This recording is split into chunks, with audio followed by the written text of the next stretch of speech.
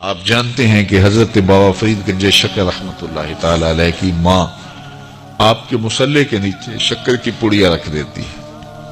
چونکہ بیٹا شکر سے پیار کرتا تھا تو کہا کہ بیٹے نماز پڑھا کرو، شکر ملے گی۔ تو شکر کی پڑیا چپکے سے مصلے کے نیچے رکھ دیتی، بیٹا سلام پھیرتا، مصلہ اٹھاتا تو شکر کی پڑیا مل جاتی۔ اللہ اکبر۔ امام غزالی نے لکھا ہے کہ ہر عمل پہلے ریا ہوتا ہے، پھر عادت بنتی ہے، پھر عبادت بنتی ہے۔ ہم پہلے دن کسی کو ولی دیکھنا چاہتے ہیں، ایسا نہیں ہوتا۔ پہلے عمل ریا ہوتا ہے، پھر آہستہ آہستہ عادت بنتی ہے، اس کے بعد پھر عبادت بنتی ہے۔ تو پہلے اس کے مصلے کے نیچے پڑیا رکھ دیتی ہیں ماں۔ کیا آج کی ماں بیٹے کے مصلے نیچے چاکلیٹ نہیں رکھ سکتی؟ آج کی ماں اس کو نمازی بنانے کے لیے کوئی اس کو لالچ نہیں دے سکتی، کوئی ذریعہ اختیار نہیں کر سکتی؟ بابا فرید کی ماں، آج کی مائیں تو ماشاءاللہ بڑی پڑھی لکھی ہیں، اللہ اکبر۔ وہ تو سادہ دور تھا، لیکن سادہ مزاج ماں اپنے بیٹے کو ولی دیکھنا چاہتی ہے۔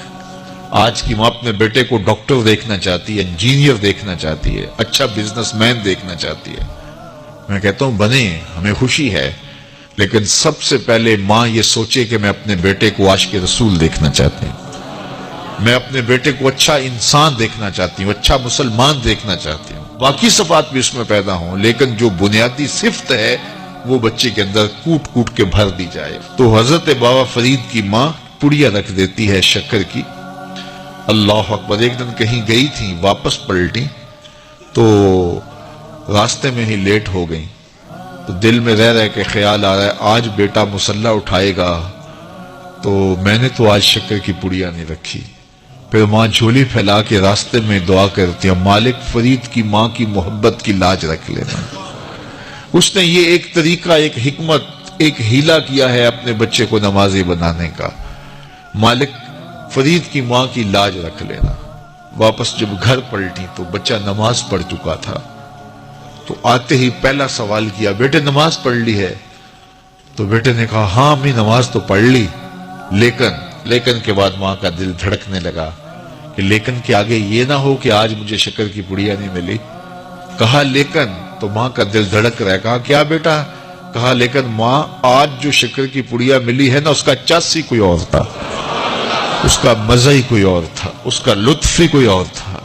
کہا پہلے فرید کی ماں دیتی رہی، اب فرید کا رب دے رہا ہے۔ اللہ اکبر۔ تو مائیں اپنے بچوں کی اچھی تربیت کی ضامن ہوتی ہیں۔ اقبال کہتا ہے تو نہ دانی کے سوزے کے راتے تو، دیگر کو کر تقدیر عمر را۔ میری بہن تو نہیں جانتی، اگر تو بہن ہو کے قرآن پڑھے تو تیرے بھائی عمر کی تقدیر بدلے گی، اور اگر ماں ہو کے قرآن پڑھے تو بیٹا نیزے کی نوک پہ قرآن سنائے گا۔ تو یہ ماؤں کا اثر ہوتا ہے، ماں کی تربیت کا رنگ ہوتا ہے۔ حضرت خواجہ قطب الدین بختیار کاکی رحمت اللہ تعالی علیہ 14 پاروں کے حافظ تھے۔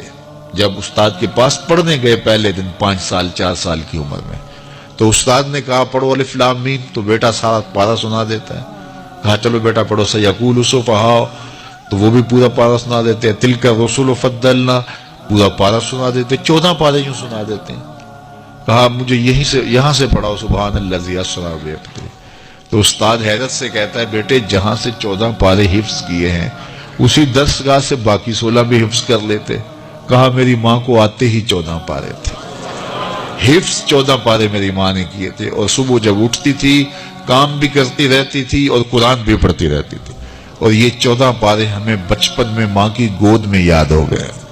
اللہ اکبر۔ جب ماں ایسی ہو تو بیٹا قطب الدین بختیار کاکی ہی بنے گا، ماں مائی راستی ہو تو بیٹا بابا فرید بنے گا، اور ماں ایسی پاکیزہ صفت ہو کہ اس نے غیر محرم کو نہیں دیکھا تو بیٹا شیخ عبد القادر جیلانی ہی ہوگا، اور ماں فاطمہ ہو تو بیٹا حسین اور حسن ہی ہوگا۔